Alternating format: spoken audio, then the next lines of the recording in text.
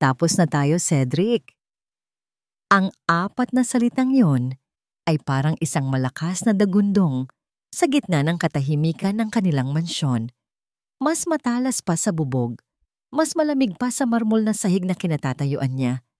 Napatingin si Cedric kay Bea, ang kanyang asawa, ang babaeng pinangakuan niya ng buong mundo at ibinigay nga niya. Nakatayo ito sa kabilang dulo ng mahabang mesa. Perpekto ang tindig sa suot nitong pulang bestida. Ang mukha ay isang maskara ng malamig na determinasyon. Sa pagitan nila, nakaupo ang dalawang abogado. Ang mga mukha ay blanko. Sanay na sa mga ganitong eksena ng wasak na pangako. Anong sinasabi mo? Tanong ni Cedric, kahit na alam niya. Narinig niya, ngunit ang isip niya ay tumatangging iproseso ang mga salitang iyon. Isang mapaklang ngiti sa mapalang ngiti ang sumilay sa labi ni Bea. Itinuro nito ang isang folder na nasa ibabaw ng mesa. Nandyan na lahat. Annulment. Simple lang naman ang gusto ko, Cedric. Kalayaan. At syempre, kung ano ang nararapat para sa akin. Ma'am, nararapat? Ang salitang iyon ay gumulong sa dila ni Cedric na may pait. Bea, lahat ng ito, ang bahay, ang mga kumpanya, ang buhay na meron ka. Hindi pa ba sapat? Tumawa si Bea. Isang tawang walang kagalakan. Ang lahat ng ito? Para saan pa ang isang imperyo kung ang hari ay hindi kayang magbigay ng tagapagmana? Bawat salita ay isang suntok sa sikmura. Ang hangin ay tila naubos sa kanyang baga. Humarap si Bea sa mga abogado na para bang si Cedric ay isa na lamang hangin. Ang dahilan, psychological incapacity. Isang katotohanang hindi na natin maitatago pa. Hindi niya kayang gampanan ang kanyang obligasyon bilang asawa at lalong hindi niya maibibigay ang pinakamahalagang bagay sa isang kasal. Lumapit ito sa kanya at sa isang iglap, ang boses nito ay naging isang pabulong na lason para lamang sa kanya. Paano ka magiging ama, Cedric, kung hindi ka nga maging isang tunay na lalaki?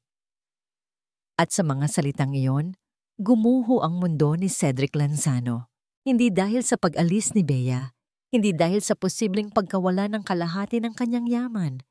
Gumuho ito dahil sinabi ni Bea sa harap ng ibang tao ang lihim na kahihiyan na ilang oras pa lang niyang nalaman. Ang hatol na sumira sa pundasyon ng kanyang pagkatao. Matapos ang pag-alis ni Bea at ng mga abogado, naiwan si Cedric na mag-isa sa malawak na sala. Ang katahimikan ay nakakabingi.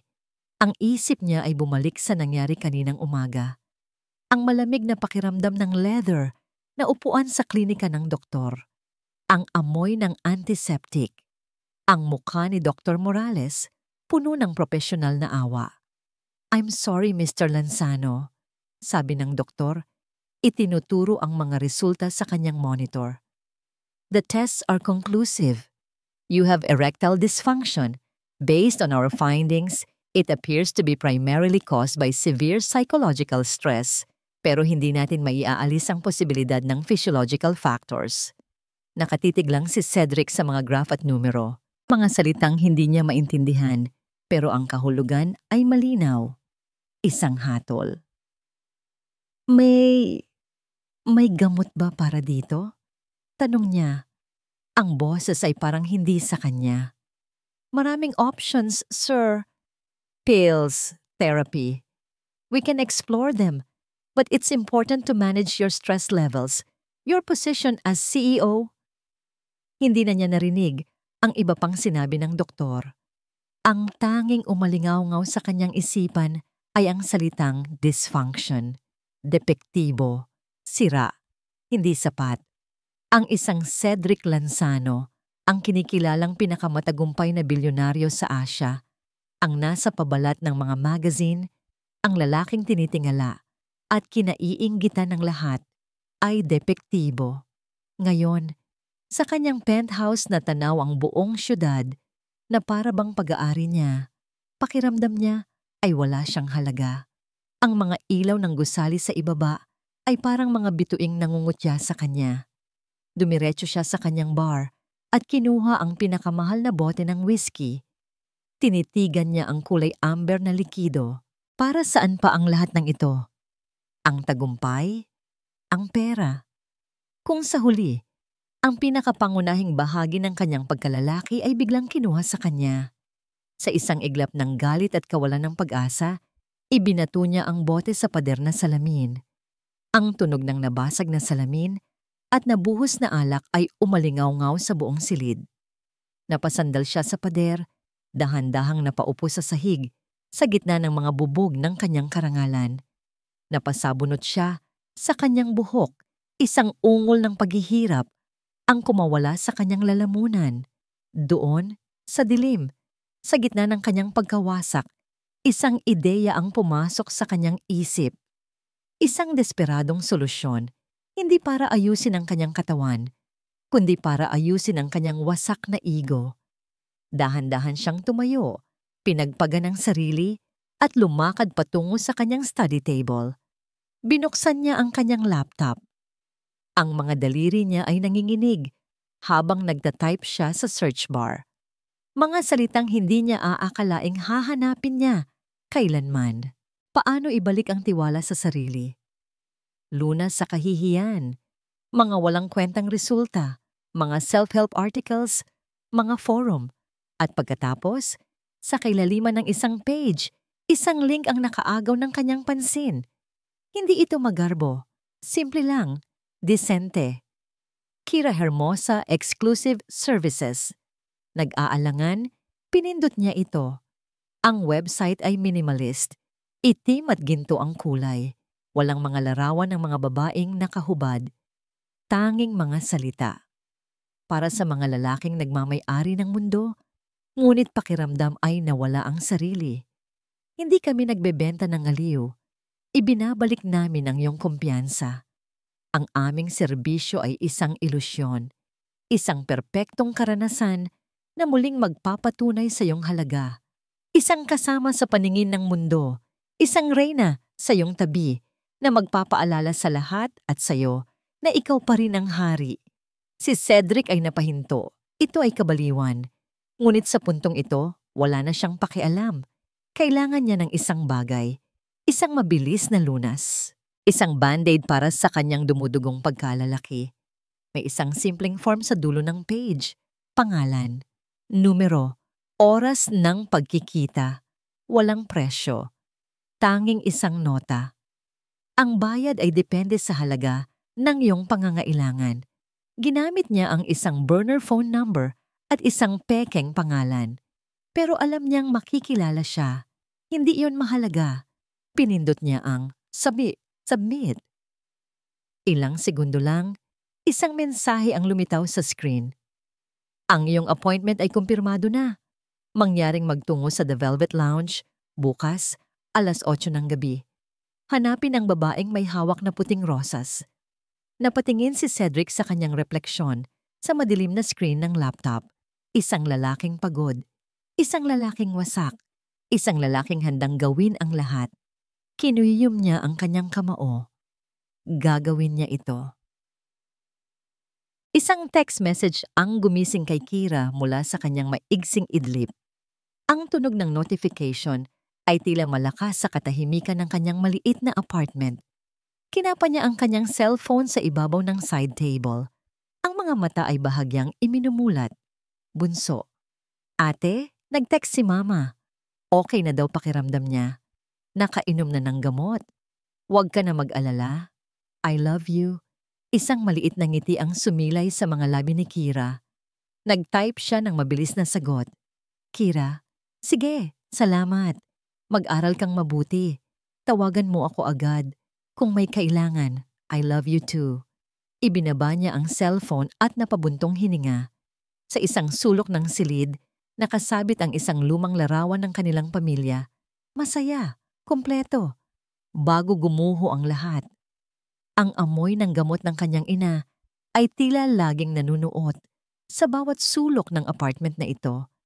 Isang palaging paalala sa dahilan kung bakit niya ginagawa ang lahat ng ito. Tiningnan niya ang orasan. 6:30 p.m. Oras na para maghanda. Ang babaeng tumayo sa harap ng salamin ay si Kira. Ang ate, ang anak, ang breadwinner. Ang buhok niya'y nakatali lang sa isang simpleng bon. Ang suot niya'y isang lumang t-shirt at shorts. Pagod ang kanyang mga mata. Ngunit sa loob ng 30 minuto, ang babaeng lalabas sa kanyang pinto ay iba na. Hindi na siya si Kira. Siya si Kira Hermosa. Pagdating niya sa The Velvet Lounge, ang hangin ay agad na bumalot sa kanya. Amoy ng mamahaling pabango, lumang katad at pera. Ito ang mundo ng kanyang mga kliyente. Isang mundo na kailangan niyang pasukin, ngunit hindi siya kailanman magiging bahagi nito. Pinili niya ang isang table sa isang madilim na sulok na may magandang tanaw sa entrance. Inilapag niya ang isang puting rosas sa ibabaw ng mesa ang kanyang senyales. Hindi siya naghintay ng matagal. Isang figura ang pumasok na tila nagmamay-ari sa lugar. Matangkad, baling kinita ng katawan sa ilalim ng isang perpektong pagkakatahi na suit. Kahit sa madilim na ilaw ng lounge, hindi maikakaila ang aura ng kapangyarihan na bumabalot dito. Cedric Lanzano. Kilala niya ang muka. Sino ba namang hindi? Naglakad ito palapit sa kanya. Ang mga mata ay matalas. Sinusuri siya mula ulo hanggang paa. Naupo ito sa silyang nasa tapat niya nang hindi nag-aabalang magsalita. Inaasahan na ito ni Kira. Ito ang kanilang paraan. Ang pagsubok sa kung sino ang unang bibigay. Isang waiter ang lumapit. "Sir Cedric," bati nito, puno ng paggalang. "Dalhan mo kami ng 2 baso ng iyong pinakamahal na red wine," utos ni Cedric. Ang tingin ay nananatili sa kanya. "1 baso lang ng tubig para sa akin, salamat." Mahinahong sabi ni Kira sa waiter. Hindi inaalis ang kanyang tingin kay Cedric. Isang bahagyang pagkunot ng noo ang nakita niya kay Cedric. Ang unang senyales ng pagkabigo sa kontrol. Nang dumating ang mga inumin, inilabas ni Cedric ang kanyang checkbook at isang Montblanc pen. Nagsulat siya ng mabilis, pinunit ang tseke at marahang itinulak iyon sa ibabaw ng mesa. Hindi tiningnan ni Kira ang halaga. Alam niyang malaki yon, lagi namang malaki. Sa halip, tinitigan niya ang mga mata ni Cedric. Nakita niya roon ang lahat, ang arogansya, ang pagkasira, at ang malalim na takot na pilit nitong itinatago. Gamit ang kanyang hintuturo, marahang itinulak pabalik ang tseke. "Mr. Lanzano," panimula niya, ang boses ay kalmado at kontrolado. "Ang pera ninyo ay makakabili lamang ng oras ko." Huminto siya. Hinahayaang lumubog ang mga salita. "Ang respeto ninyo ang magpapasya kung mananatili ako." Nakita niya ang pagbabago sa mga mata ni Cedric, ang pagkagulat, ang bahagyang paghanga. Ito ang sandaling nakuha niya ang kontrol. "Ano ang gusto mo?" tanong ni Cedric. Ang boses ay mas mababa na ngayon, mas maingat. Sumandal si Kira sa kanyang upuan. "Gusto ko ng malinaw na usapan. Ang serbisyo ko ay may mga patakaran. 3 simpleng patakaran." Tumango si Cedric, naghihintay. Rule number 1, walang pisikal na contact, anuman ang mangyari. "I'm here to be your perfect companion, not your perfect lover." Rule number 2, walang personal na tanong. "Ang buhay ko ay sa akin, ang sa inyo ay sa inyo." We are building an illusion, not a friendship. At ang pinakamahalaga, rule number 3, kapag tapos na ang oras natin, tayo ay mga estranghero. Anumang mangyari o mapag-usapan sa pagitan natin ay mananatili doon. Kapag nagkita tayo sa labas ng trabahong ito, hindi mo ako kilala. Isang mahabang katahimikan ang namagitan sa kanila. Tinitimbang siya ni Cedric, sinusuri ang kanyang mga salita. Sa wakas, tumango ito. 1 beses, 1 pagsuko. "Okay," sabi nito. Ngumiti si Kira. Isang nangiting hindi umabot sa kanyang mga mata. "Mabuti. Ngayong malinaw na ang lahat, itinago ni Cedric ang tseke. Tumingin ito sa kanya. Ang pagkalito at desperasyon ay bakas na sa kanyang mukha. So, paano tayo magsisimula? Tinitigan siya ni Kira ng diretso sa mata, isang mahiwagang nangiti, ang dahan-dahang gumuhit sa kanyang mga labi. Magsisimula tayo sa pag-amin mo sa akin, bulong niya, na para bang isang malalim na sikreto ang kanilang pinag-uusapan. Ano ang pinakakinatatakutan mo, Mr. Lanzano? Ang tanong ni Kira ay nanatiling nakabitin sa hangin sa pagitan nila, matagal matapos siyang umalis sa lounge. Ano ang pinakakinatatakutan mo, Mr. Lanzano? Hindi ito sinagot ni Cedric. Paano niya sasagutin ang isang bagay na halos hindi niya maamin sa sarili niya? Ang kinatatakutan ko ay ang salamin. Gusto niyang sabihin. Ang kinatatakutan ko ay ang katahimikan ng gabi. Ang kinatatakutan ko ay ang pagiging isang impostor sa sarili kong buhay. Ngunit nanatili siyang tahimik. At sa katahimikang iyon, nakuha ni Kira ang kanyang sagot. Ang unang trabaho nila ay 1 linggo pagkatapos ng kanilang pagkikita. Isang high-profile charity ball na inorganisa ng isa sa mga pinakamalaking korporasyon sa bansa. Ito ang uri ng kaganapan na dati ay nasisiyahan si Cedric na puntahan, isang entablado para ipakita ang kanyang kapangyarihan at tagumpay. Ngayon, pakiramdam niya ay isa itong execution chamber. Habang nasa loob ng limousine patungo sa venue, naramdaman ni Cedric ang panlalamig ng kanyang mga kamay. Pinagpapawisan. Ang kurbata ng kanyang Tom Ford suit ay tila unti-unting sumasakal sa kanya. Relax, sabi ng babaeng katabi niya. Napalingon siya kay Kira. Nakasuot ito ng isang simpleng itim na gown, walang kumikinang na alahas, maliban sa isang pares ng maliliit na hikaw na perlas. Ang buhok niya ay nakapusod ng malinis na lalong nagbibigay diin sa kanyang eleganteng leeg at perpektong mukha. Hindi siya mukhang isang escort, mukha siyang isang reyna. Madaling sabihin yan. Sagot ni Cedric. Ang boses ay mas magaspang kaysa sa inaasahan niya. Bahagyang lumingon sa kanya si Kira. Bakit ka kinakabahan? Dahil sa tingin nila o dahil sa tingin mo sa sarili mo? Natigilan si Cedric. Hindi ko alam. Heto ang isang sikreto, Mr. Lanzano. Sabi ni Kira, ang boses ay mahinahon. Ang mga tao sa loob ng ballroom na yan, abala sila sa sarili nilang mga insecurities. Ang kailangan mo lang gawin ay bigyan sila ng isang bagay na mas magandang tingnan. Tumingin ito sa kanya. Ngayong gabi, hindi ka ang CEO ng Lanzano Corp. Hindi ka isang bilyonaryo at lalo namang hindi ka isang pasyente. Huminto ito at sa isang iglap, nakita ni Cedric ang isang kislap ng isang bagay. Sa mga mata nito, awa, pag-unawa.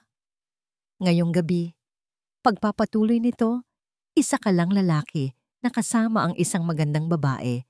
Enjoy the show.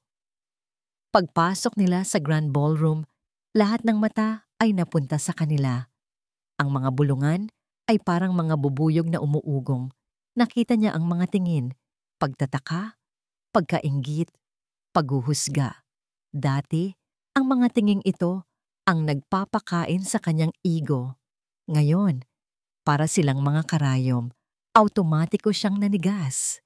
Ngunit naramdaman niya ang isang napakagaan na haplos sa kanyang braso. Ang tela ng guwantes ni Kira. Hindi ang balat nito, ang tela. Isang paalala. Ngiti. Bulong nito. Sapat lang para marinig niya. Ikaw ang may-ari ng lugar na ito. Sumunod si Cedric. Ngumiti siya. Itinuwid niya ang kanyang likod. Naglakad siya na parang siya nga ang hari. At sa tabi niya, ang kanyang reyna. Ang ilusyon ay perpekto hanggang sa nakita niya si Bea. Nakatayo ito malapit sa champagne fountain, nakakapit sa braso ng isang lalaking kilalang-kilala ni Cedric. Hindi niya ito pinansin.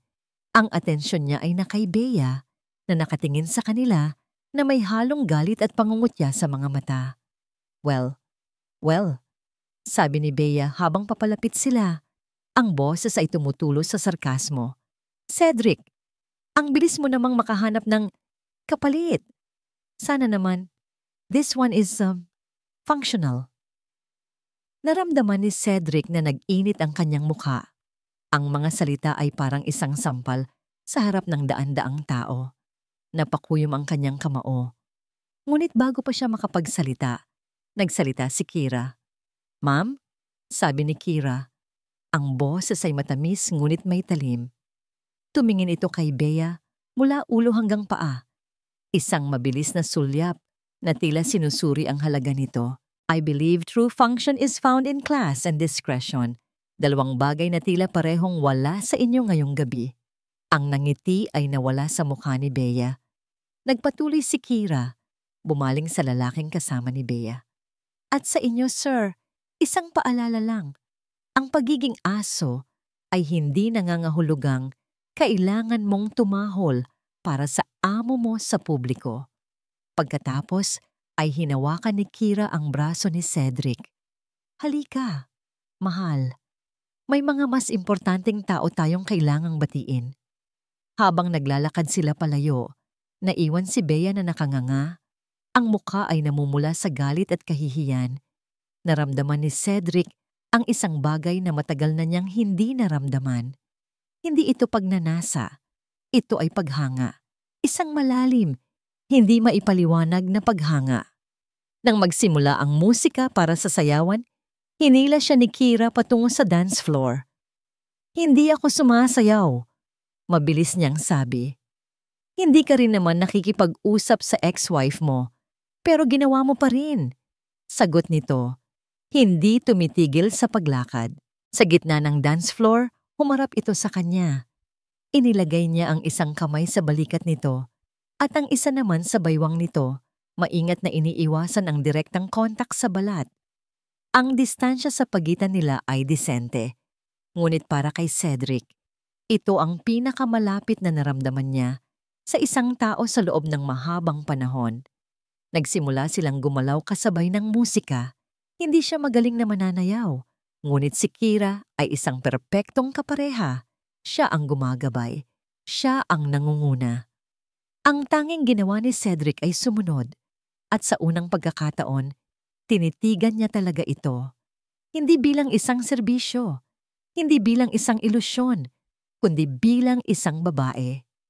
Nakita niya ang talino sa kanyang mga mata. Nakita niya ang lakas sa kanyang tindig. At sa ilalim ng lahat ng iyon, nakita niya ang isang bakas ng kalungkutan. Isang kalungkutan na tila pamilyar sa kanya. Salamat, bulong ni Cedric. Para saan? Sa ginawa mo kanina. Hindi ngumiti si Kira. Kasama yon sa serbisyo, Mr. Lanzano. Pinoprotektahan ko ang investment ko. Ang mga salita ay professional, ngunit ang mga mata niya ay nagsasabi ng ibang kwento. O baka naman, iyon lang ang gusto niyang makita. Matapos ang sayaw, nag-excuse sila at lumabas sa balkonahe para sa sariwang hangin. Nagawa natin, sabi ni Cedric, nakahinga ng maluwag. Nagawa mo, pagtatama ni Kira. Ako ay anino mo lang. Tumingin si Cedric sa mga bituin. Alam mo, sa loob ng ballroom, sa ilalim ng lahat ng ilaw, pakiramdam ko buo ako ulit. Huminto siya, at pagkatapos ay sinabi ang isang bagay na hindi niya binalak sabihin. Pero ang totoo, pakiramdam ko, basag ako. Isang mamahaling florera na may lamat sa loob. Maganda sa labas, pero isang maling galaw lang, babagsak at magkakadurog-durog. Nagkaroon ng mahabang katahimikan. Inaasahan ni Cedric na tatawa si Kira o magbibigay ng isang dikahong payo. Ngunit wala. Nakinig lang ito. Sa katahimikan ng gabi, ang pakikinig niya ay mas nakakagaan ng loob kaysa sa anumang salita. Oras na para umuwi. Sa loob ulit ng limousine, ang katahimikan ay hindi na nakakailang. Ito ay komportable. Nang huminto ang sasakyan sa isang simpleng apartment building, ang address na ibinigay ni Kira, bumaba ito. Bago niya isara ang pinto, hindi napigilan ni Cedric ang sarili. Kira, lumingon ito. Bakit mo ginagawa to? Tanong niya. Ang boses ay halos pabulongahang. Ang trabahong ito. Tinitigan siya ni Kira. Ang kanyang mukha ay hindi mabasa sa dilim. Walang walang ngiti. Wala lang sagot. Dahan-dahan niyang isinara ang pinto ng kotse at naglakad palayo. Nawawala sa kadiliman ng gabi. Naiwan si Cedric sa loob ng sasakyan. Mag-isa ulit. Ngunit sa pagkakataong ito, hindi na ang pakiramdam ng kawalan ang naiwan sa kanya. Ito ay isang nagbabagang kuryosidad. At sa ilalim nito, isang maliit, nanginginig na usbong ng pag-asa. Hindi inasahan ni Kira na mararamdaman niya ito.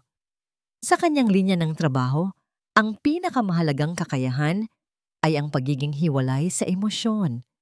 Ang kanyang mga kliyente ay mga numero. Ang kanilang mga problema ay mga kaso na kailangang pag-aralan. Ang kanyang papel ay isang script na kailangang kabisaduhin at isabuhay. Laging ganoon.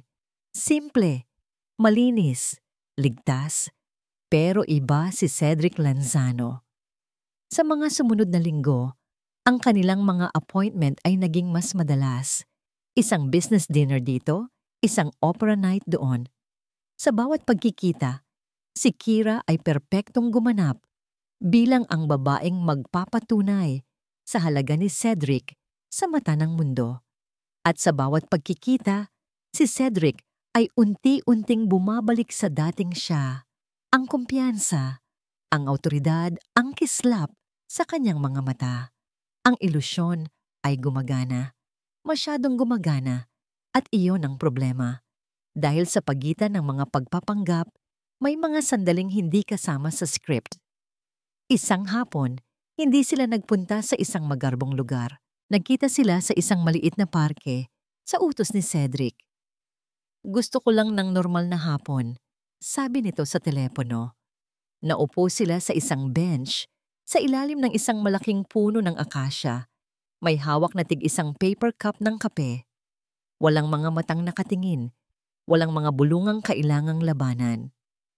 Alam mo ba, panimula ni Cedric, nakatingin sa mga batang naglalaro sa di kalayuan. Noong bata ako, pangarap kong maging isang architect. Gusto kong gumawa ng mga bahay, mga tahanan, hindi mga naglalakihang gusali ng opisina. Napatingin si Kira sa kanya. Sa unang pagkakataon, hindi ang bilyonaryo ang nakikita niya, kundi si Sid, ang batang nangangarap. Anong nangyari? Mahina niyang tanong. Nagkibit-balikat si Cedric.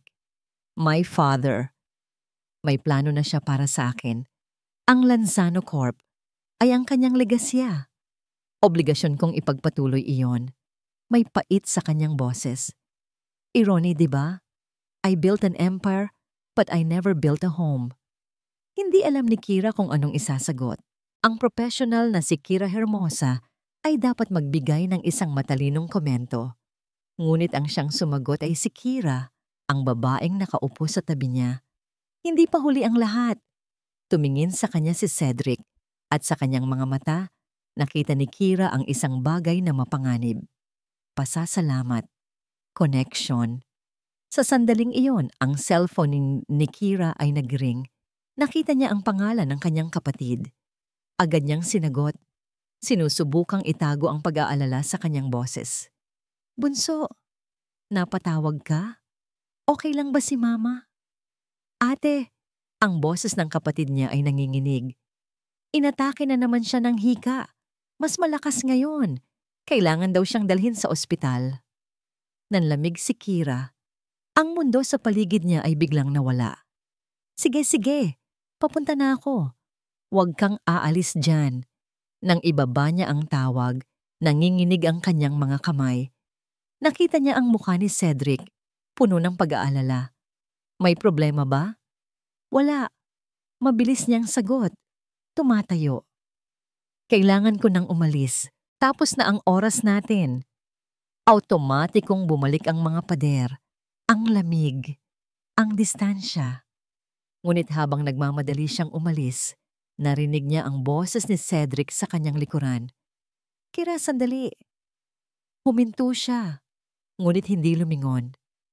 Kung kailangan mo ng tulong para sa ospital o kahit ano, ang alok na yon, isang alok na walang kapalit, isang alok na puno ng tunay na pag-aalala, ay parang isang martilyo na bumasag sa isang maliit na bahagi ng kanyang pader. Kaya ko to, sabi niya, mas para sa sarili niya kaysa para kay Cedric. At nagpatuloy siya sa paglakad, iniwan ang lalaking nakaupo sa bench na may hawak na 2 baso ng malamig na kape. Kinagabihan, sa ospital.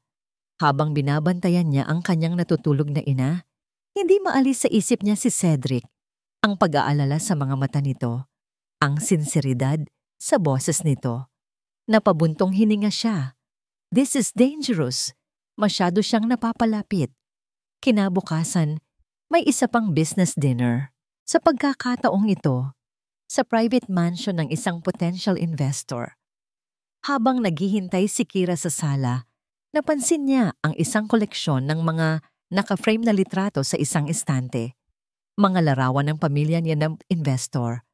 At sa isang sulok, may isang mas malaking litrato. Isang grupo ng mga lalaking nakangiti, nakasuot ng barong, sa isang golf course. Agad niyang nakilala ang 3 mukha. Isang mas batang Cedric, ang kanyang ama, at ang ama ni Bea. Normal lang sana. Mga kasosyo sa negosyo. Ngunit nang lumapit siya, may isa pang pamilyar na mukha. Isang mukha mula sa isang bangungot. Ang mukha ng lalaking huling kausap ng kanyang ama bago ito mawala. Ang kasosyo na tumalikod sa kanila. Ang lalaking sumira sa kanilang pamilya. Ang ama ni Bea, si Mr. Sebastian Robles, at sa tabi nito, nakangiti, ay ang ama ni Cedric. Ang dugo ni Kira ay tila nagyelo sa kanyang mga ugat. Ang paghinga niya ay naging mababaw, parang bumukas ang isang dam, at ang lahat ng alaala na pilit niyang ibinaon ay biglang bumuhos pabalik. Ang mga sigawan, ang mga iyakan, ang araw na kinuha sa kanila ang lahat, ang pangalan ng kumpanyang bumili sa nalugi nilang negosyo sa napakamurang halaga, isang subsidiary ng Lanzano Corporation. Sila ang dahilan. Biglang bumukas ang pinto. Pumasok si Cedric, nakangiti. Sorry, natagalan ako. May tinapos lang na tawag. Ready ka na? Ang nangiti niya ay hindi na umabot sa kanya. Ang init na naramdaman niya para sa lalaking ito ay biglang napalitan ng nagyeyelong galit. Cedric, sabi niya. Sinisikap na panatilihing kalmado ang kanyang boses. Ipinagpatuloy niya ang pagtingin sa mga litrato. Magkakilala pala ang mga pamilya ninyo. Oo, sabi ni Cedric, lumalapit sa kanya. Matagal ng business partners ang pamilya namin at ang pamilya ni Bea. Si Tito Sebastian ang naging mentor ng ama ko noon. Hinawakan ni Cedric ang kanyang wallet para kumuha ng business card. Sa paghila niya, isang maliit, nakatuping larawan ang aksidenteng nahulog at gumulong sa sahig. Malapit sa paa ni Kira. Automatiko niya itong pinulot. Ito ay isang lumang litrato.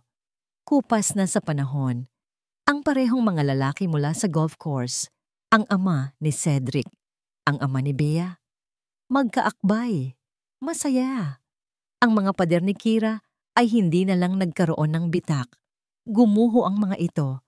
At sa ilalim ng mga guho, isang halimaw ang nagising. Ang halimaw ng nakaraan. Kira, may problema ba? Tanong ni Cedric, napansin ang pagbabago sa kanya. Mabilis niyang itinago ang litrato sa kanyang palad.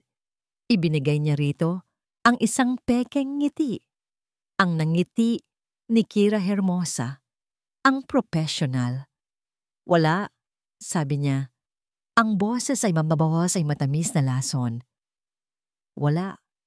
Medyo nahilo lang ako. Binalik niya ang tingin kay Cedric. Ngayon, iba na ang nakikita niya. Hindi na isang lalaking nasasaktan. Nakikita niya ang anak ng kanyang kaaway. At sa isip ni Kira, isang bagong plano ang nabuo. Isang plano na hindi na lamang tungkol sa pera. Ito ay tungkol sa paghihiganti. Tara na, sabi niya. Ang nangiti ay nananatili sa kanyang mga labi. Marami pa tayong kailangang gawin. Ang pagbabago ni Kira ay banayad sa una, ngunit sapat na para maramdaman ni Cedric. May bagong lamig sa kanyang mga mata, isang talim sa kanyang mga salita na dati ay wala roon. Ang kanilang mga pag-uusap ay naging mas formal, ang distansya sa pagitan nila ay tila lumawak. Akala ni Cedric ay dahil ito sa pag-aalala niya sa pamilya nito. O baka naman, napagtanto nitong ang kanilang relasyon ay masyado nang nagiging komplikado. Sinubukan niyang huwag itong isipin, kailangan niyang mag-focus. Ang proseso ng annulment nila ni Bea ay nagiging magulo. Ang kampo ni Bea ay naglalabas ng mga kwento sa press, mga blind item tungkol sa isang makapangyarihang CEO na may lihim na kakulangan. Hindi binanggit ang pangalan niya, ngunit alam ng lahat kung sino ang tinutukoy. Ang kanyang kahihiyan ay ginagawang isang pambansang tsismis. Kailangan nating gumanti, sir, sabi ng kanyang abogado, sa isang pulong. Kung hindi, gagamitin nila ito para questionin ang kakayahan mong mamuno sa kumpanya. Ano ang gusto mong gawin ko? I-anunsyo sa buong mundo ang medical records ko? Sarkastikong sagot ni Cedric. Hindi, sir. Kailangan natin ng alas laban sa kanya. Isang bagay na mas malaki kaysa sa isyu na ito. Isang bagay na magpapatahimik sa kanya. Kahit labag sa loob niya, pumayag si Cedric. Nag-hire siya ng isang pribadong investigador, isang dating pulis na may reputasyon sa pagiging mahusay at maingat. Ang utos ay simple. Alamin kung ano ang itinatago ni Bea. Isang lihim na bank account. Isang nakakahiyang bisyo. Kahit ano. Hindi inasahan ni Cedric na ang resulta ay darating ng ganoon kabilis at ganoon kasakit. Isang hapon, habang siya ay nasa kanyang opisina, isang secured email ang dumating mula sa investigador. Subject: Urgent, BL. Case, sir, may nakuha na po kami. Attached are the initial findings. I suggest you view this in private. Mag-ingat po. Kinabahan si Cedric. Binuksan niya ang attachment. Ito ay isang folder na puno ng mga litrato. Ang unang litrato ay nagpakita kay Bea na pumapasok sa isang mamahaling kondominium sa Makati. Ang sumunod ay si Bea sa lobby, nakangiti. Ang sumunod ay si Bea sa elevator. At ang sumunod na litrato ay sumuntok sa kanya sa sikmura. Si Bea, hinahalikan ng may matinding pagnanasa ng isang lalaki sa labas ng pinto ng isang penthouse unit. At ang lalaking iyon ay si Marco, ang kanyang vice-presidente, ang kanyang kanang kamay, ang kanyang matalik na kaibigan, ang itinuturing niyang kapatid. Hindi makahinga si Cedric. Sunod-sunod niyang tiningnan ang mga litrato. Bawat isa ay mas masakit kaysa sa nauna. Si Bea at Marco na magkahawak kamay sa balkonahe. Nanananghalian. Tumatawa. Parang isang kutsilyo ang paulit-ulit na isinasaksak sa kanyang likod. Ngunit ang pinakamasakit na ebidensya ay hindi isang litrato. Ito ay isang audio file. Nanginginig ang kamay ni Cedric nang pinindot niya ang play. Boses ni Bea. Successful ang board meeting kanina. Walang kamalay-malay si Cedric na unti-unti na nating nakukuha ang loob ng mga board members. Boses ni Marco. Of course, ako ang gumagawa ng lahat ng trabaho. Siya abala sa pag-aalala sa problema niya. That impotent fool. Tawa ni Bea. Speaking of, effective pa rin ba yung gamot na binibigay mo? Baka biglang gumaling yon. Masira pa ang plano natin. Boses ni Marco. Huwag kang mag-alala, mahal. It's a slow-acting substance, tasteless, odorless. Isang patak lang sa kape niya araw-araw. Aabuti ng taon bago bumalik sa normal ang sistema niya. By that time, atin na ang lahat. Boses ni Bia.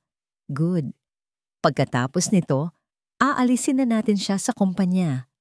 At sa buhay ko, tayo na ang magiging bagong power couple ng Pilipinas. Boses ni Marco. Tayo na, Bea.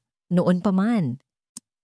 Ang tunog ng kanilang mga halik ay ang huling narinig ni Cedric bago niya ibinato ang kanyang cellphone sa pader. Nabasag ito sa libu-libong piraso, katulad ng kanyang puso, katulad ng kanyang tiwala. Isang ungol ang kumawala sa kanyang lalamunan. Isang tunog na hindi galing sa tao. Isang tunog ng isang hayop na nasugatan ng malubha. Ang sakit. Ang sakit ay hindi mailarawan. Ang kahihiyan niya ay hindi pala isang aksidente. Ito ay isang sandata. Isang sandata na ginamit laban sa kanya ng 2 taong pinagkatiwalaan niya ng buong buo. Ang kanyang asawa, ang kanyang matalik na kaibigan. Hinawi niya ang lahat ng nasa ibabaw ng kanyang mesa. Mga papel, computer, mga tropeo. Lahat ay bumagsak sa sahig, nagkalat, wasak. Sumandal siya sa kanyang upuan, humihingal. Ang galit ay napalitan ng isang nakakaparalisang lamig. Isang realisasyon. Hindi lang ang kanyang pagkalalaki ang ninakaw sa kanya. Ang kanyang buong buhay ay isang kasinungalingan. Isang masalimuot na plano na matagal nang isinasagawa sa kanyang likuran. Kinapa niya ang telepono sa kanyang mesa at tinawagan ang kanyang executive assistant. Ang boses niya ay walang emosyon, malamig na parang yelo. Cancel all my meetings for the rest of the day. Pagkatapos, tinawagan niya ang kanyang hepe ng seguridad. Gusto kong i-lockdown ang opisina ni Marco Sandoval. Walang pwedeng pumasok o lumabas. Palitan lahat ng password sa computer niya. I-cut ang access niya sa lahat ng company files. Pero sir, nag-aalangang sagot ng hepe. Gawin mo, mariing utos ni Cedric. At ihanda mo ang conference room. Magpatawag ka ng isang emergency board meeting. Ngayon din. Ibinaba niya ang telepono. Tumayo siya at lumakad patungo sa bintana. Tanaw ang imperyong itinayo niya. Ang imperyong malapit nang kunin sa kanya. Hindi siya papayag. Tapos na ang pagiging biktima. Tapos na ang paglulubog sa awa. Ang lalaking nakatingin sa kanyang refleksyon sa salamin ay hindi na ang wasak na si Cedric. Ito ay isang hari na naghahanda para sa isang digmaan. Habang si Cedric ay naghahanda para sa kanyang digmaan, si Kira naman ay abala sa sarili niyang investigasyon.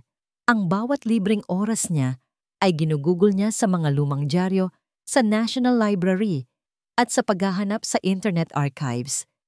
Bawat artikulo tungkol sa pagbagsak ng Hermosa Realty, bawat ulat tungkol sa biglaang paglago ng Lanzano Corp. Pagkatapos noon ay parang isang piraso ng isang masakit na puzzle na unti-unti niyang binubuo. Ang mga pangalan ay paulit-ulit na lumalabas. Hermosa, Robles, Lanzano.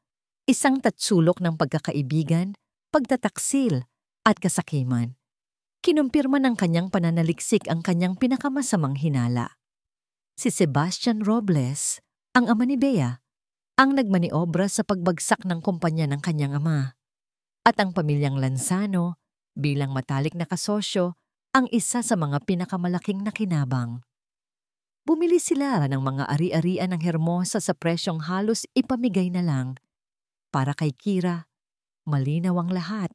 Magkasabwat sila. Ang mga Lanzano ay kasing dumi ng mga Robles. At si Cedric ay isang Lanzano. Dugong Lanzano. Laki sa yaman na ninakaw mula sa kanyang pamilya. Ang bawat ngiti ni Cedric, bawat sandali ng kanilang koneksyon ay isa na ngayong mapait na alaala. Isang kasinungalingan.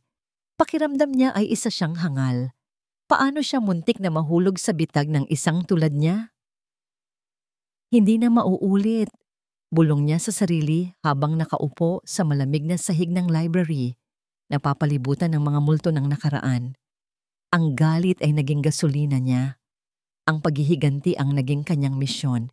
Hindi pa niya alam kung paano, pero sisiguraduhin niyang pagbabayaran nila ang lahat.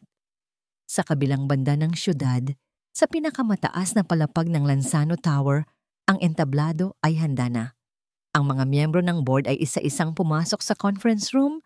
Ang kanilang mga mukha ay puno ng pagtataka at pag-aalala sa biglaang emergency meeting. Nang pumasok si Cedric, ang buong silid ay natahimik. May iba sa kanya. Ang dati pagod na aura ay napalitan ng isang mapanganib na kalmado. Ang kanyang mga mata ay parang mga tipak ng yelo. Naupo siya sa dulo ng mesa. "Salamat sa pagdalo ninyo sa maikling paunawa." Panimula niya, ang boses ay matatag. "May isang mahalagang bagay tayong kailangang talakayin, isang ahas sa loob ng ating kumpanya." Bago pa may makapagsalita, bumukas ang pinto. Pumasok si Marco. Ang muka ay namumula sa galit. "Cedric, ano ang ibig sabihin nito? Bakit hindi ako makapasok sa opisina ko?" Ngumiti si Cedric, isang ngangiting hindi umabot sa kanyang mga mata. "Tamang-tama ang dating mo, Marco. Maupo ka. Ikaw ang sentro ng ating agenda." Ang kumpiyansa ni Marco ay bahagyang nabawasan. Naupo siya, sinusubukang panatilihin ang kanyang composure. "In recent months," pagpapatuloy ni Cedric, "our company has been the target of a systematic corporate espionage. Sensitive information has been leaked. Potential deals have been sabotaged." Inilapag ni Cedric ang isang makapal na folder sa mesa. "And I have found the traitor." Binuksan niya ang folder at inilabas ang mga dokumento.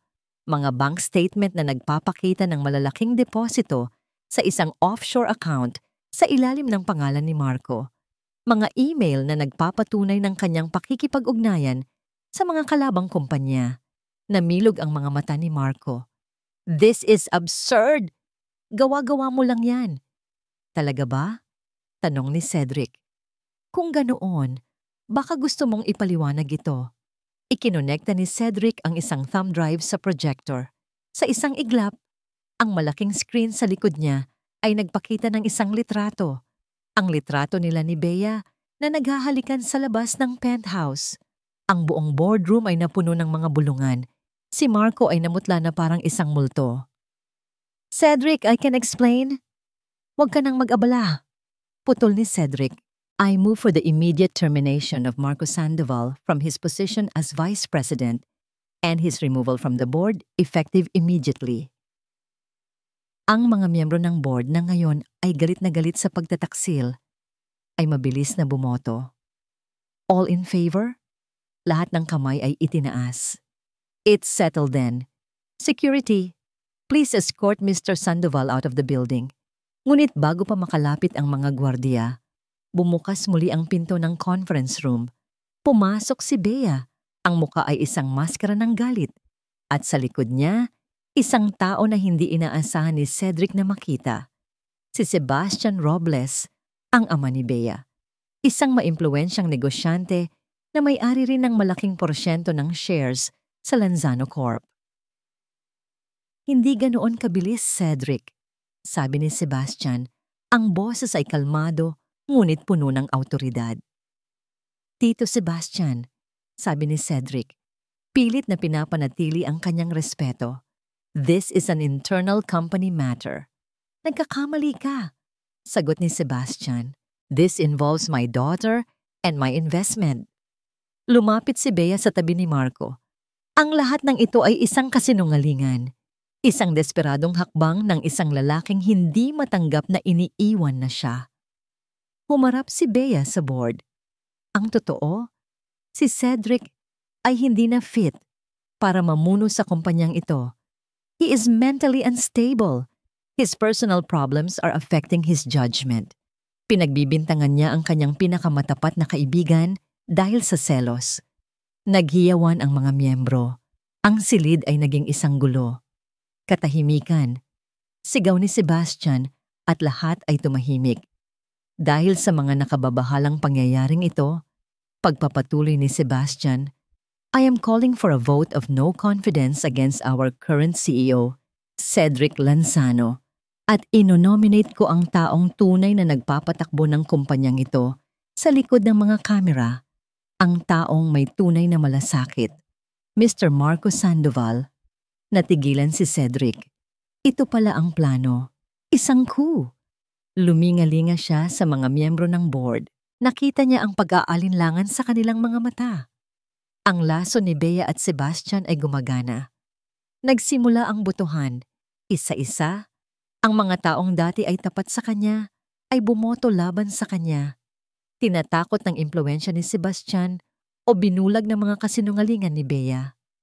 Ang bilang ay dikit. Ang huling boto ay nakasalalay kay Giancarlo Elizalde, isang matandang miyembro ng board na matalik na kaibigan ng kanyang ina. Tumingin ito sa kanya, ang mga mata ay puno ng awa. I'm sorry, Hiho. Bulong nito at itinaas ang kanyang kamay. Tapos na. Sa isang iglap, nawala sa kanya ang lahat. Ang kumpanyang minana niya, ang posisyong pinaghirapan niya, ang legasiya ng kanyang ama. Ipinahayag ni Sebastian ang resulta. Si Marco Sandoval ang bagong acting CEO ng Lanzano Corp. Si Bea ay ngumiti ng may tagumpay, isang ngiting demonyo. Si Marco ay tumayo na may bagong kumpiyansa. Si Cedric ay nanatiling nakaupo, nakatingin sa kawalan. Bigo. Wala sa sarili. Lumabas siya ng building. Hindi niya pinansin ang mga tingin ng mga empleyado. Nagmaneho siya ng walang patutunguhan. Ang isip ay blanko. Isa lang ang lugar na pumasok sa kanyang isip. Isa lang ang taong gusto niyang makita. Ang tanging taong sa tingin niya ay makakaintindi. Nagmaneho siya papunta sa apartment ni Kira. Nang makarating siya, umuulan na. Hindi na niya inabala ang payong. Lumabas siya ng sasakyan at tumakbo papunta sa pinto nito. Basang-basa, mukhang miserable. Kumatok siya. Ang pinto ay bumukas. Nakatayo roon si Kira. Ang muka ay walang emosyon. Kira. Simula ni Cedric, ang boses ay basag. Nawala sa akin ang lahat. Inaasahan niya ang awa. Inaasahan niya ang simpatiya. Ang hindi niya inaasahan ay ang matigas na tingin sa mga mata nito. Nakatayo si Cedric sa harap ng pinto ni Kira. Basang-basa ng ulan. Ang bigat ng mundo sa kanyang mga balikat. Hinahanap niya ang isang kanlungan, isang ligtas na daungan sa gitna ng perpektong bagyo ng kanyang buhay. Ang bumungad sa kanya ay hindi isang daungan, kundi isang pader na yelo. Tinitigan siya ni Kira.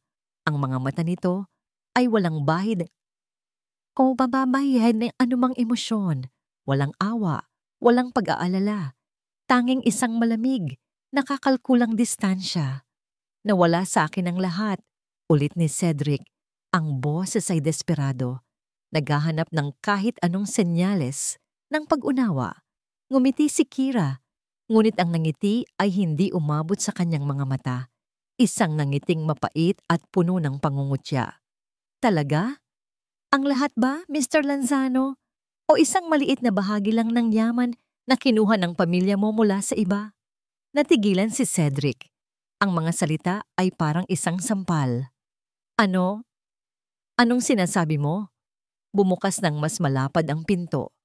Pumasok si Cedric sa maliit na sala.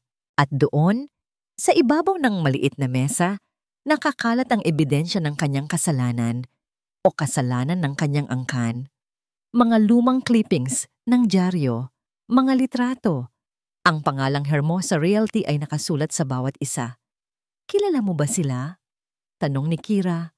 Ang boses ay matalim na parang bubog. Ang pamilyang sinira ninyo. Ang pamilyang tinapakan ninyo para lang umangat. Pinulot ni Kira ang isang lumang litrato. Ang larawan ng kanyang masayang pamilya. Ang lalaking ito, ang ama ko. Namatay siyang isang bigo. Namatay siyang naniniwalang wala siyang kwenta. Dahil sa mga kasosyo niyang tulad ng ama mo at ng ama ni Bea. Ang bawat salita ay isang akusasyon, isang suntok. Kira, hindi ko, hindi ko alam, sabi ni Cedric. Ang isip ay gulong-gulo. Sinusubukan niyang iproseso ang lahat. Ang pagtataksil ni Marco, ang pagkawala ng kumpanya. At ngayon, ito. Hindi mo alam. Tumawa si Kira. Isang tawang walang kagalakan. Convenient, di ba? Ang sarap ng buhay sa itaas. Walang alam sa mga taong inaapakan ninyo sa ibaba. Nag-enjoy ka sa yaman, sa kapangyarihan, habang kami ay nagdusa.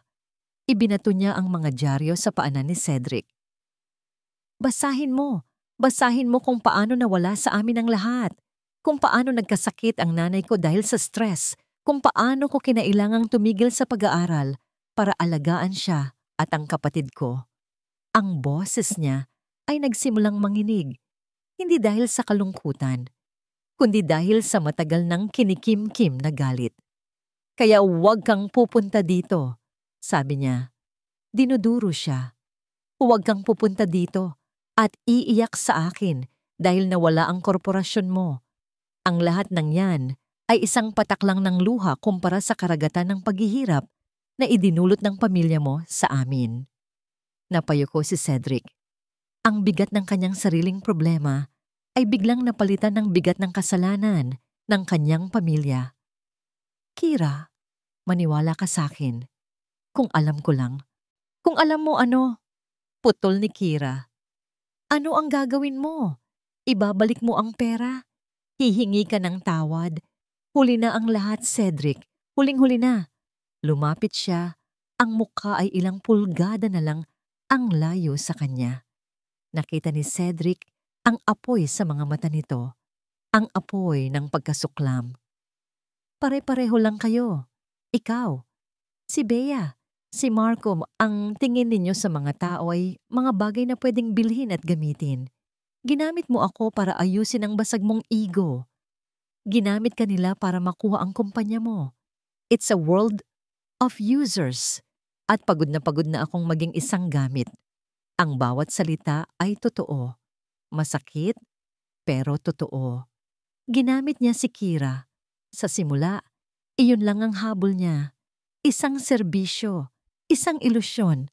Ang pagkakaiba lang, sa gitna ng lahat, nagsimula siyang makaramdam ng isang bagay na totoo. Ngunit paano niya sasabihin iyon ngayon? Paano niya ipaglalaban ang isang damdamin na ipinanganak mula sa isang kasinungalingan? Get out! Bulong ni Kira.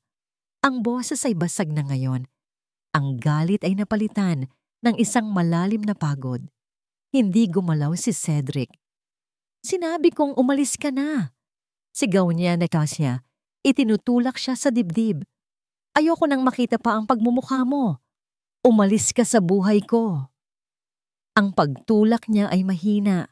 Ngunit para kay Cedric, ito ang huling dagok. Ang huling bagay na kumakapit sa kanya ay bumitaw na rin. Tumalikod siya at naglakad palabas. Walang salita. Walang pagtingin sa likod. Nang marinig ni Kira ang pagsara ng pinto, ang lakas na nagpapatayo sa kanya ay biglang nawala. Napasandal siya sa pinto at dahan-dahang napaupo sa sahig. Doon, sa katahimikan ng kanyang apartment, sa gitna ng mga multo ng kanyang nakaraan, humagulgol siya. Umiyak siya para sa kanyang ama. Umiyak siya para sa kanyang pamilya. At sa kanyang pag-iyak, naramdaman niya ang isang bagong sakit. Isang sakit na para sa lalaking kalalabas lang ng pinto niya. Isang sakit na hindi niya dapat maramdaman, ngunit nandoon, totoo at matalim. Sa labas, si Cedric ay naglalakad sa gitna ng bumubuhos na ulan. Ang tubig ay humahalo sa mga luhang hindi niya namalayang dumadaloy na pala sa kanyang mga pisngi. Walang direksyon, walang layunin, nawala na ang lahat. Ang kanyang kumpanya, ang kanyang asawa, ang kanyang kaibigan. At ngayon, pati ang babaeng nagparamdam sa kanya, kahit sa sandaling panahon, na posible pa lang siyang maging buo muli. Huminto siya sa ilalim ng isang flyover. Ang mga sasakyan ay mabilis na dumaraan, Sa magkabilang gilid, ang ingay ng siyudad ay nakakabingi. Kinuha niya ang kanyang cellphone. Puno ito ng mga missed calls mula sa kanyang mga abogado. Sa kanyang ina, hindi niya pinansin. Tumingin siya sa ibaba, sa madilim na ilog na umaagos sa ilalim ng tulay. Wala na siyang babalikan. Wala nang natitira para sa kanya. Tapos na ang lahat. Ang mga sumunod na araw para kay Kira ay isang malabong panaginip. Kumakain siya, natutulog, at nag-aalaga sa kanyang ina. Ngunit ang kanyang isip ay wala roon. Ito ay nasa isang lalaking naglalakad sa ulan na may mga matang puno ng kawalan ng pag-asa. Ang galit niya ay unti-unting napalitan ng isang nakakabagabag na damdamin. Pagsisisi. Tama bang isinisi niya ang lahat kay Cedric? Oo, isa siyang Lanzano. Ngunit ang lalaking nakilala niya, ang lalaking nagkwento tungkol sa kanyang pangarap na maging architect, ang lalaking nag-alala para sa kanyang ina, ay hindi mukhang isang halimaw. Mukha siyang isang biktima. Tulad niya. Isang gabi, hindi siya mapakali. Muli niyang hinalungkat ang mga lumang dokumento ng kanyang ama. Sa pagkakataong ito, hindi galit ang nagtutulak sa kanya, kundi isang pangangailangang makahanap ng katotohanan, gaano man ito kasakit. Sa ilalim ng isang tumpok ng mga lumang resibo, may nakita siyang isang maliit, nakatuping papel na hindi niya napansin noon. Isa itong sulat kamay na liham, kupas na ang tinta, at halos madurog na ang papel. Mahal kong Ricardo, ang pangalan ng ama niya. Sumusulat ako sa iyo hindi bilang kasosyo, kundi bilang isang kaibigan. Alam kong mahirap ang sitwasyon, ngunit huwag kang magtitiwala kay Sebastian. May naririnig akong hindi maganda. May mga ginagawa siyang hakbang sa likod natin. He's moving assets, creating dummy corporations. Ingatan mo ang pamilya mo. Kung kailangan mo ng tulong, huwag kang mag-atubiling lumapit sa akin. Hindi kita pababayaan. Nagmamalasakit. Enrique Lanzano. Nabitawan ni Kira ang sulat. Enrique Lanzano. Ang ama ni Cedric. Hindi ito isang sulat ng isang traidor. Ito ay isang sulat ng isang kaibigan na nagbibigay babala. Isang babala na hindi nakarating. Bigla niyang naalala ang isang maliit na detalye mula sa mga lumang balita. Isang key witness sa kaso laban kay Sebastian Robles ang biglang bumawi sa kanyang testimonya. Ang dahilan. Personal reasons. Ang lahat ay biglang nag-ugnay-ugnay sa kanyang isipan. Si Sebastian Robles. Siya ang nag-iisang kontrabida sa kwento. Ginamit niya ang ama ni Cedric tulad ng ginamit niya ang kanyang ama. At ngayon, ginagamit niya ang sarili niyang anak at si Marco para gawin ang parehong bagay kay Cedric. Hindi sila magkasabwat. Ang mga Lanzano, ang ama ni Cedric, si Cedric, ay mga biktima rin. Isang nakakakilabot na pakiramdam ang gumapang sa buong katawan ni Kira. Ang bigat ng kanyang mga salita kay Cedric ay bumalik sa kanya na parang isang malaking alon. Pare-pareho lang kayo. Ginamit mo ako para ayusin ang basag mong ego. Ayoko nang makita pa ang pagmumukha mo. Diyos ko, anong nagawa ko? Bulong niya sa sarili. Hinabol niya ang isang lalaking nalulunod gamit ang mga bato. Tinulak niya palayo ang isang taong humihingi ng tulong. Kinapa niya ang kanyang cellphone. Nanginginig ang mga kamay. Kailangan niyang makausap si Cedric. Kailangan niyang humingi ng tawad. Kailangan niyang sabihin sa kanya ang totoo. Tinawagan niya ang numero nito. Nagring ito nang nagring. Walang sagot. Sinubukan niya ulit. Voicemail. Sinubukan niya ulit at ulit. Isang malamig na takot ang nagsimulang kumalat sa kanyang dibdib. Ang huling imahe ni Cedric sa kanyang isipan. Basag, talunan, walang pag-asa. At ang mga salita niya na nagtulak dito, palayo sa bangin. Hindi. Hindi maaari. Nagmadali siyang nagbihis. Hindi niya alam kung saan siya pupunta. Ang penthouse? Ang opisina? Wala na sa kanya ang mga yon. Nilibot niya ang mga lugar na napuntahan nila. Ang parke kung saan sila nagkape. Ang labas ng restaurant kung saan sila unang nag-dinner. Wala. Gabi na. Ang pag-asa niya ay unti-unting nauubos. Pagod at nawawalan na ng pag-asa, napahinto siya sa isang traffic light. Napatingin siya sa gilid, sa isang maliit na 24-hour convenience store. At doon, sa ilalim ng malamlam na ilaw, nakita niya ang isang pamilyar na kotse. Bumaba siya ng taxi at dahan-dahang lumapit. Nakita niya si Cedric sa loob, nakaupo sa isang maliit na mesa, nakatingin sa isang cup ng instant noodles. Ang buhok niya ay magulo, may tumutubong balbas sa kanyang mukha. Ang mamahaling suit ay napalitan ng isang simpleng t-shirt at maong. Mukha siyang pagod, mukha siyang malungkot, pero buhay siya. Isang malaking buntong hininga ng ginhawa ang kumawala kay Kira. Pumasok siya sa loob. Ang tunog ng bell sa pinto ang nagpalingon sa kanya. Nang makita siya ni Cedric, walang emosyon sa mukha nito. Walang galit, walang saya, tanging pagod. Kira, sabi lang nito. Naupo si Kira sa tapat niya. Ang katahimikan ay nakakabingi. Cedric, ako.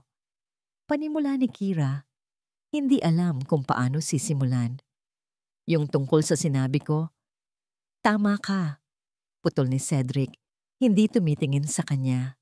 Sa lahat ng sinabi mo, ginamit kita. Naging abala ako sa sarili kong problema. Naging bulag ako. Hindi, sabi ni Kira. Inilalabas ang nakatuping sulat mula sa kanyang bulsa. Inilapag niya ito sa mesa. Ako ang naging bulag. Tumingin si Cedric sa sulat. Binuklat niya ito at binasa. Nakita ni Kira ang dahan-dahang pagbabago sa kanyang muka. Ang pagkalito. Ang realisasyon. Ang isang kislap ng isang bagay na matagal nang nawala. Ang ama ko. Sinubukan niyang tumulong. Bulong ni Cedric. Oo, sagot ni Kira. Ang mga luha ay nagsisimulang mamuo sa kanyang mga mata. At ako, Cedric, patawarin mo ako. I'm so sorry. Sa wakas, tumingin si Cedric sa kanya. At sa mga mata nito, wala ng yelo. Tanging isang malalim, nakikiramay na kalungkutan. Isang kalungkutan na sumasalamin sa sarili niyang nararamdaman. Hindi lang ikaw ang kailangang humingi ng tawad, sabi ni Cedric.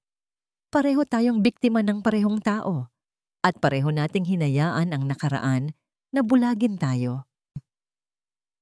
Sa unang pagkakataon, isang tunay na koneksyon ang nabuo sa pagitan nila. Hindi na ito ilusyon, hindi na ito transaksyon. Ito ay dalawang sirang kaluluwa na natagpuan ng isa't isa sa gitna ng mga guho. Ano ang gagawin natin ngayon? Tanong ni Kira. Tumingin si Cedric sa labas, sa madilim na gabi. Sa unang pagkakataon, sa loob ng maraming araw, isang bakas ng determinasyon ang bumalik sa kanyang mukha. Hindi pa tapos ang laban, sabi niya. Sinira niya ang mga ama natin. Sinira niya tayo. Oras na para singilin siya sa lalahat ng utang niya. Ang convenience store ay naging kanilang war room. Sa ibabaw ng maliit na mesa, sa pagitan ng mga cup ng instant noodles at bote ng tubig, binalangkas ni na Cedric at Kira ang kanilang plano. Hindi na ito tungkol sa pagbawi ng isang korporasyon. Ito ay tungkol sa pagkuha ng hustisya. Hindi natin sila matatalo sa boardroom, sabi ni Cedric. Nasa kanila ang kapangyarihan, nasa kanila ang pera. Kung ganoon, hindi sa boardroom ang laban. Sagot ni Kira, ang isip ay matalas na gumagana. Ang laban ay nasa publiko. Ang pinakamalaking takot ng mga taong tulad ni Sebastian Robles ay hindi ang pagkalugi, kundi ang kahihiyan. Paano? Kailangan natin ng ebidensya. Isang bagay na hindi nila matatatanggi. Isang bagay na sisira sa kanilang reputasyon ng tuluyan. Paliwanag ni Kira. Sinabi mo na may gamot na inilalagay sa kape mo. Kung mapapatunayan natin yan. Si Marco lang ang nakakaalam niyan. sabi ni Cedric. At hinding-hindi siya aamin. Kung ganoon, kailangan nating paaminin siya, sabi ni Kira. Isang ideya ang nabubuo sa kanyang isipan. Ang plano ay mapanganib, ngunit ito lang ang kanilang pag-asa. Ginugol nila ang sumunod na araw sa paghahanda. Ginamit ni Cedric ang natitira niyang personal na yaman para umupa ng isang high-tech surveillance team. Nakipag-ugnayan din siya sa iisang tao sa Lanzano Corp na pinagkakatiwalaan pa niya, ang matagal ng executive assistant ng kanyang ama, si Aling Martha, ang entablado, ang engrandeng victory party na inorganisa ni Bea at Marco para ipagdiwang ang kanilang pag-upo sa Lanzano Corp. Ang buong alta sosyedad at media ay imbitado. Ito ang perpektong lugar para sa kanilang pagbagsak. Gabi ng party, ang ballroom ng isang 5-star hotel ay puno ng mga nagkikislapang ilaw at mga taong nagtatawanan. Si Bea, sa kanyang makinang na gown, ay parang isang reyna. Si Marco, sa kanyang tabi, ay ang kanyang hari. At si Sebastian Robles, sa isang sulok, ay tinitingnan ang lahat na parang isang puppeteer na nasisiyahan sa kanyang palabas. Pumasok si Cedric sa ballroom. Lahat ay napatingin. Ang mga bulungan ay huminto. Ang musika ay tila humina. Hindi na siya ang wasak na CEO na umalis sa boardroom. Ang suot niya ay isang perpektong itim na suit. Ang kanyang tindig ay puno ng kumpiyansa. Sa kanyang mukha, walang bakas ng pagkatalo. Tanging isang malamig na determinasyon. Naglakad siya ng diretso patungo kay Marco. "Cedric," sabi ni Marco. Nagulat ngunit sinusubukang maging kalmado. "Hindi kita inaasahan dito. Hindi ko palalampasin ang party ng matalik kong kaibigan," sagot ni Cedric. Ang bawat salita ay may diin. "Gusto lang kitang batiin at bigyan ng isang regalo." May inabot si Cedric na isang maliit, eleganteng kahon. Nag-aalangang binuksan ito ni Marco. Sa loob, may isang pares ng mamahaling cufflinks. "Para maalala mo kung saan ka nanggaling," sabi ni Cedric. Sapat lang para marinig ni Marco. "Salamat." Pilit ng ngiti ni Marco, ngunit ang kanyang mga mata ay nagpapakita ng kaba. "May isa pa akong gustong sabihin sa'yo," bulong ni Cedric. "Alam ko na ang lahat, ang tungkol sa gamot, at may ebidensya ako." Ang mukha ni Marco ay biglang namutla. "Hindi ko alam ang sinasabi mo." "Talaga ba? Baka gusto mong tingnan ang cellphone mo," sabi ni Cedric bago tumalikod at naglakad palayo. Nanginginig na kinuha ni Marco ang kanyang cellphone. May isang bagong text message mula sa isang unknown number. Binuksan niya ito. Isang video. Ang video ay kuha mula sa isang hidden camera sa loob ng kanyang kotse. Ito ay ang kanyang pag-uusap kaninang umaga sa isa sa mga tauhan ni Sebastian Robles. "Siguraduhin mong wala nang natitirang bakas ng gamot na yon," sabi ni Marco sa video. "Si Cedric, mukhang may binabalak. Hindi tayo pwedeng magkamali." Nanlamig ang buong katawan ni Marco. Ito ay isang bitag. Nagpalingalinga siya. Hinahanap si Cedric. Ngunit si Cedric ay nawala na sa gitna ng mga tao. Lumapit sa kanya si Bea. "Anong problema? Para kang nakakita ng multo." Si Cedric, may alam siya. Nanginginig na sabi ni Marco. May hawak siyang ebidensya. Nawala ang ngiti ni Bea. "Paano?" Sa kabilang bahagi ng ballroom, sa control room, pinapanood ni Kira at ng surveillance team ang lahat sa mga monitor. Si Aling Martha ang nagpasok sa kanila. Nakuha na niya ang bait, sabi ni Kira sa kanyang earpiece na konektado kay Cedric. Oras na para sa stage 2. Lumabas si Cedric sa isang fire exit at nagtungo sa parking lot. Ilang sandali lang, sumunod si Marco, gulong-gulo. "Cedric, mag-usap tayo." Sigaw ni Marco. Humarap si Cedric. "Wala na tayong dapat pag-usapan. Please, patawarin mo na ako. Utos lang sa akin lahat ni Sebastian. Tinakot niya ako. Desperadong sabi ni Marco. Ibibigay ko sa iyo ang lahat. Ang posisyon. Ang pera. Huwag mo lang ipapakita ang video na yon. Huli na ang lahat, Marco. Hindi. Pakiusap. Sirain mo ang video na yan. Gagawin ko ang lahat. Pagmamakaawa ni Marco, hindi namamalayan na ang bawat salita niya ay nire-record ng isang maliit na mikropono na nakakabit sa suit ni Cedric. Sa loob ng ballroom, si Kira ay nagbigay ng hudyat. Biglang namatay ang musika. Ang malaking screen sa entablado na nagpapakita ng logo ng Lanzano Corp ay biglang nag-flicker at pagkatapos, lumitaw ang mukha ni Cedric. Ito ay isang pre-recorded message. Magandang gabi sa inyong lahat, sabi ng imahe ni Cedric. Patawad sa pag-istorbo sa inyong kasiyahan. Ako si Cedric Lanzano at may isang kwento akong gustong ibahagi. Sa inyo, sinimulan niyang ilahad ang lahat. Ang tungkol sa kanyang sakit. Ang tungkol sa plano ni Bea at Marco.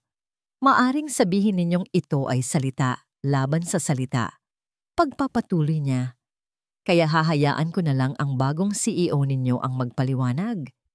Ang screen ay biglang lumipat sa isang live feed. Ang feed mula sa body camera ni Cedric sa parking lot. Ang buong ballroom ay nakita at narinig. Ang pag-amin ni Marco. Ang kanyang pagmamakaawa. Ang kanyang pagtatapat na si Sebastian Robles ang may pakana ng lahat. Natahimik ang buong lugar.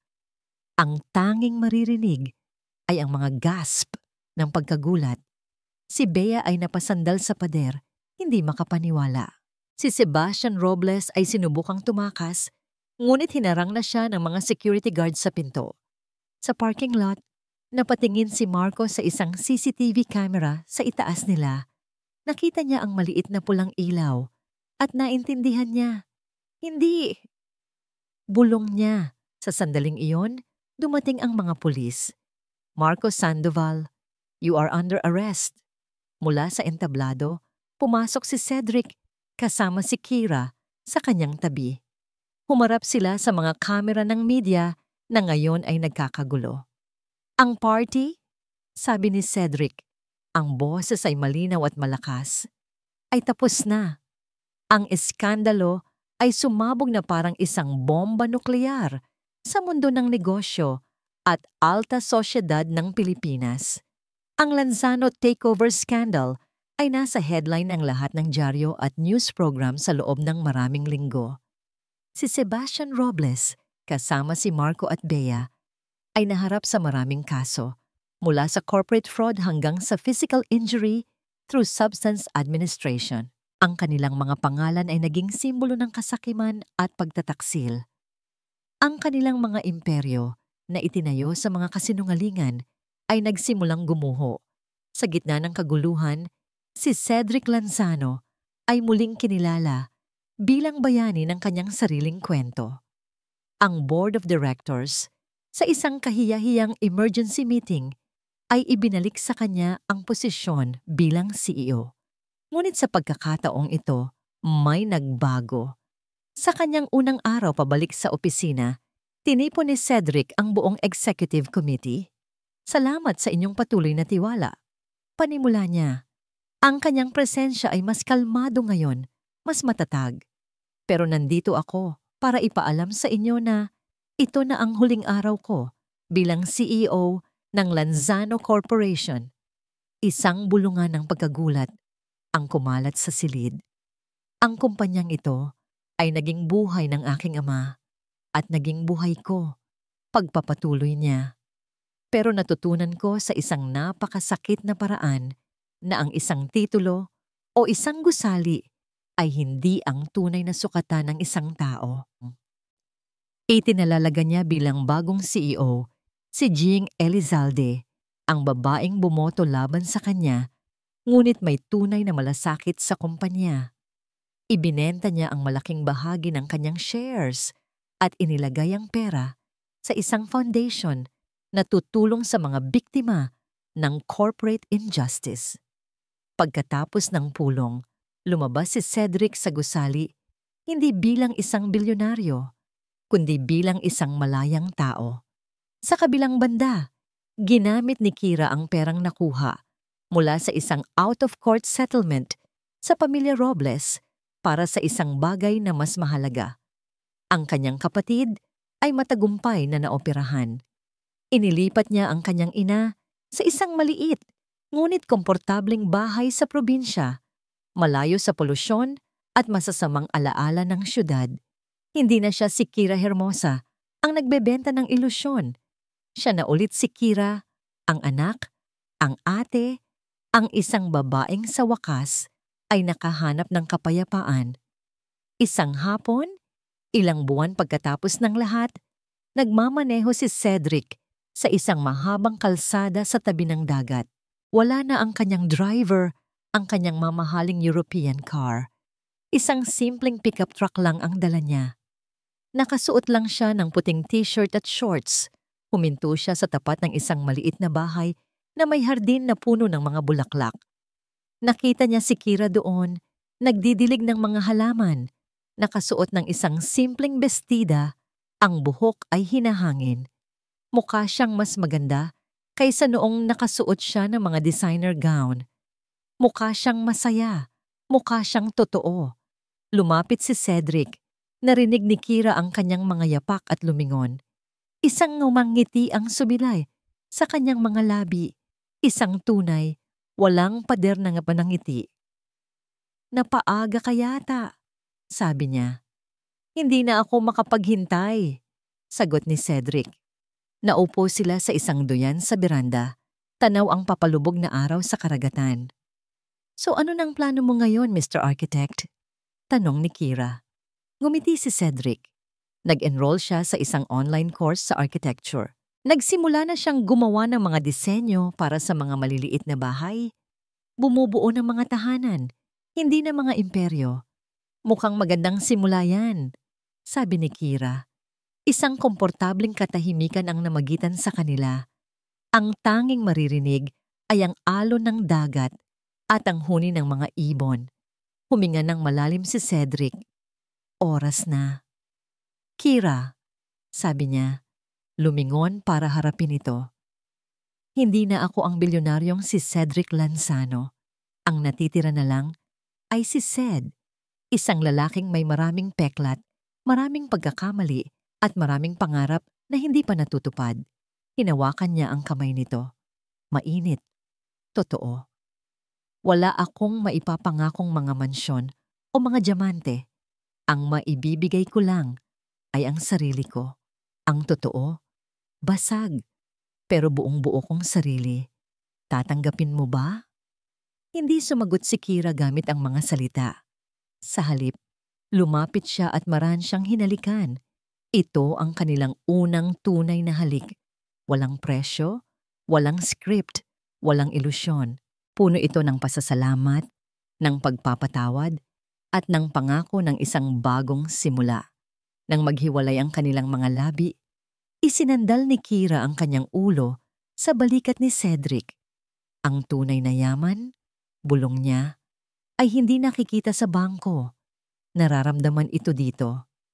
Itinuro niya ang kanyang puso. Magkasama, pinanood nila ang paglubog ng araw.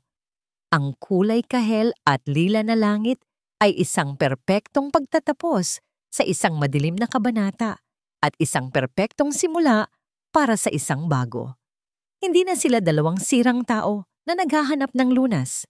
Sila ay dalawang buong kaluluwa na natagpuan ang kanilang tahanan sa isa't isa.